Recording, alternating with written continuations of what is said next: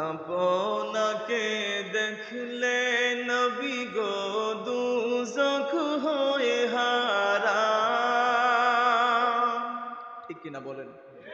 রাসূল পাক সাল্লাল্লাহু আলাইহি ওয়াসাল্লামের দিদার যদি কারো একবার নসিব হয়, নবীজির হাদিস সাক্ষী, ওই লোকটার জন্য জাহান্নামের আগুন চিরতরে হারাম হয়ে যায়। সুবহানাল্লাহ। একটু জোরে বলেন আল্লাহু আকবার। লা ইলাহা ইল্লাহু আল্লাহ আল্লাহ।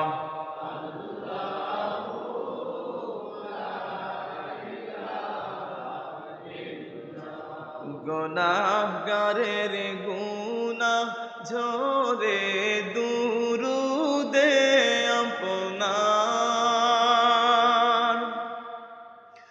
গুনাহগারের গুনাহ ঝরে দুরুদে আপনার।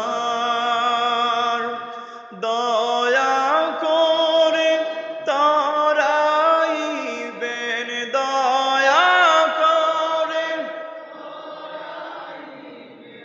উম্মত গুনাহগার নবীজি। আল্লাহ আল্লাহ আল্লাহু লা ইলাহা ইল্লাহু আল্লাহ আল্লাহ।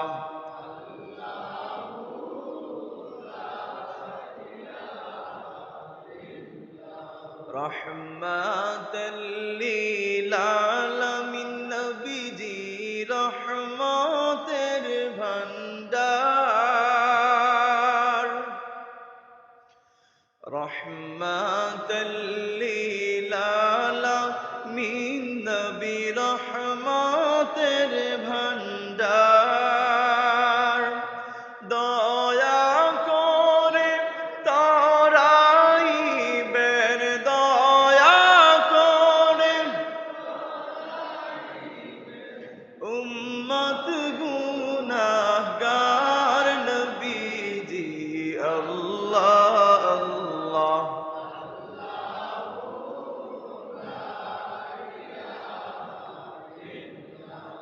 মা আমেনা স্বপ্নে দেখেন গর্ভে তাহার নূর। মা আমেনা স্বপ্নে দেখেন গর্ভে তাহার নূর। সেই নূরেরই নাম রাখিলেন, সেই নূরেরই মুহাম্মদ রাসূল নবীজি।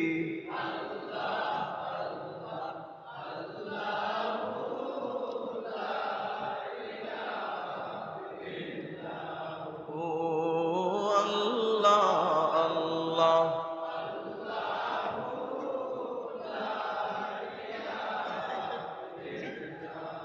আপনাকে দেখলে নবী গো দুজখ হয়ে হারাম। ঠিক কিনা বলেন? রাসূল পাক সাল্লাল্লাহু আলাইহি ওয়াসাল্লামের দিদার যদি কারো একবার নসিব হয়, নবীজির হাদিস সাক্ষী, ওই লোকটার জন্য জাহান্নামের আগুন চিরতরে হারাম হয়ে যায়। সুবহানাল্লাহ। একটু জোরে বলেন আল্লাহু আকবার। এবার বলেন ইয়া রাসূলুল্লাহ। সম্মানিত হাজিরিন, আমরা নবীর দিদার চাই কিনা? রাসূল পাক সাল্লাল্লাহু আলাইহি ওয়াসাল্লামের দিদারের আশা করেন কিনা? সম্মানিত হাজিরিন, রাসূল পাক সাল্লাল্লাহু আলাইহি ওয়াসাল্লামের দিদার মোবারকের আশা যদি করেন, তাহলে নবীজির সঙ্গে গভীর সম্পর্ক স্থাপন করতে হবে, গুড রিলেশনশিপ করতে হবে। রাসূল পাক সাল্লাল্লাহু আলাইহি ওয়াসাল্লামের শানে অধিক পরিমাণে দুরূদ সালাম পাঠ করতে হবে। তবেই আপনি বলতে পারবেন না কখন কোন সময়ের দুরূদের সালাম রব্বে কায়নাত কবুল করে নিয়েছেন। সেই দুরূদ সালামের ওসিলায় রাসূল মকবুল সাল্লাল্লাহু আলাইহি ওয়াসাল্লামের দিদার আপনার নসিব হয়ে গেছে। আর একটু জোরে বলেন না সুবহানাল্লাহ। আপনাকে দেখলে নবী গো দুজখ হয়ে হারাম। মরণ কালে দিবে